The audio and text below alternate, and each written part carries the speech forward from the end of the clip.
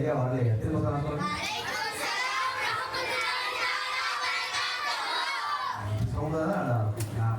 அத்தனை பேர் என்ன அடையாளம்? இத்தனை பேர் இருந்தா சவுண்ட் இல்லைன்னா நல்லா இருக்கு. சவுண்ட் சொல்ல தொழுகையை அதன் நேரத்தை விட்டு தாமதமாக தொழுவோனின் நிலை என்ன?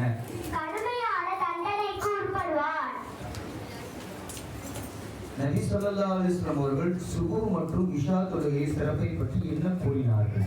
சுபூ மற்றும் இஷா தொழுகையை சிறப்புகளை அறிவிப்பீர்கள் என்றால் தவறு கொண்டாவது வந்துவீர்கள் என்று நபி ஸல்லல்லாஹு அலைஹி வஸல்லம் அவர்கள் கூறினார்கள். ஜமாத்தோடு சேர்ந்து தொழுவதின் சட்டம் என்ன? ஜமாத்தோடு சேர்ந்து தொழுவது வாஜிபாகும்.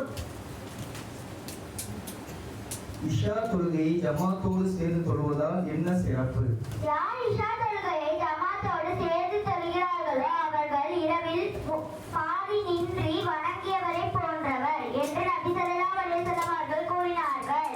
தொழுகையை பேணி வந்தால் ஏற்படும் நன்மை என்ன? தொழுகையை பேணி வந்தால்